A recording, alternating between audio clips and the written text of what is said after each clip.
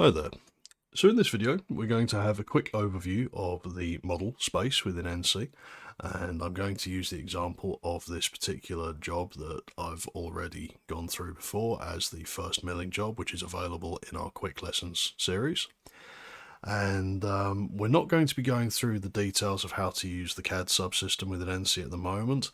This is something that will be covered in a subsequent video. However, we will touch on briefly how to access it, along with how it factors in amongst the various options for means of getting parts into ENCY.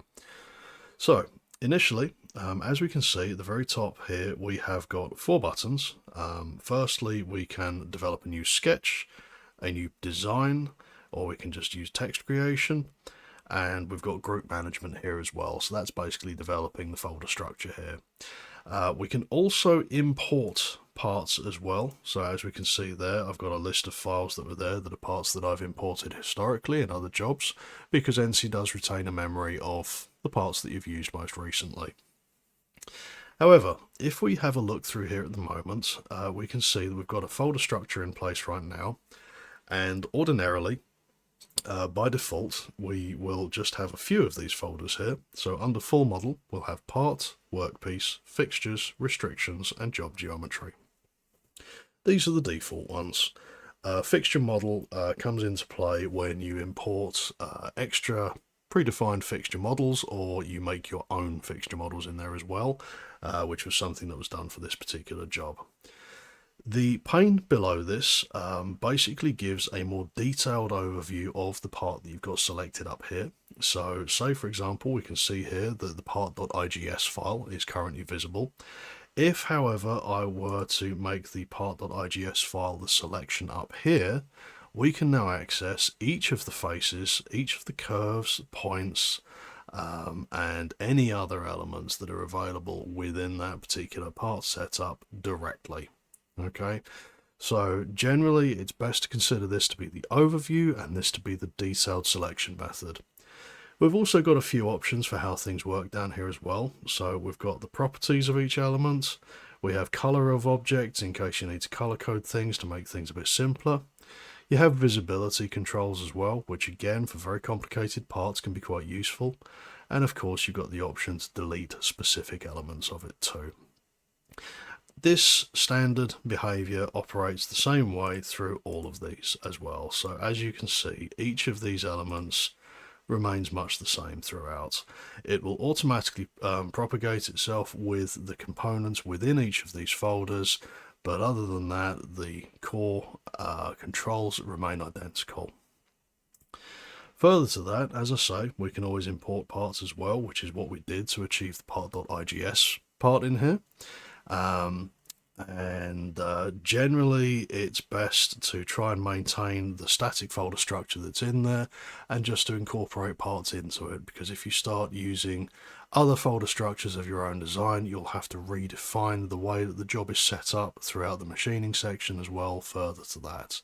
So when you're starting out, stick with what's there, move the parts and the fixtures and everything that you're using into the standardized structure, and it alleviates an awful lot of the potential stresses of more complicated setups.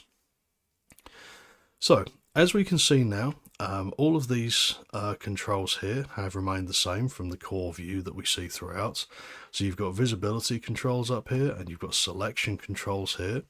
And these visibility controls allow you to grab and define various different parts of the machine and the part that's in question, just as these selection tools allow you to grab different elements of your parts. So you've got points, you've got curves, you've got faces, you've got edges, you've got meshes, and finally you've got vertices. These are standard selection and visibility tools throughout the entirety of ENCY, so those will never change, along with these 3D navigation space tools never changing, and the global coordinate systems and subcoordinate system tools not changing as well. The bits that do change dynamically, aside from the left pane here, are the tools at the very top. So as we can see here at the moment, we've got a few tools defined up here. We've got Smart Snap, which obviously allows you to make your parts move around and snap automatically to matching features and the like, which is a very handy thing to keep on generally. You've got the measure tool and the geometry measure tool. So the measure tool allows you to get larger scale definitions of dimensions and placement, whereas the geometry measuring tool is generally for picking out specific features and using that to do things like measure the diameter of boreholes or the depths of bores or pockets or whatever.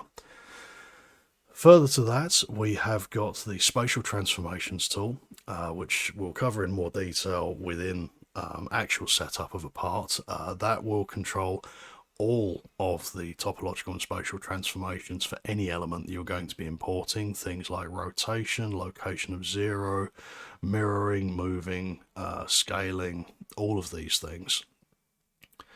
We then have surface triangulation, so that allows you to grab a NURBS or solid surface and then turn it into a mesh, which is a bit of an edge case use scenario, but obviously if you have a need for it, then it'll work for you. Beyond that, we have intersection curve generation as well. So if you have two parts that intersect each other and you want to grab the curve of that intersection, this will get you that. We also have the surface boundary projection, which is very good for being able to define things like a complete exterior curve for a part if you need to finish the exterior boundary for it. You have isoline extraction, so on more complicated surface parts that have got varied and difficult topographies to deal with, this will allow you to grab extra curvature to be able to define toolpaths with. You've got sew faces to be able to join faces that are currently separate but still are joining each other in space, along with patching holes and of course joining curves as standard 3D functionality tools. So in the next video, we're going to take a look in the machining workspace, and following on from that, we'll take a look at the simulation workspace going forward. See you in the next one.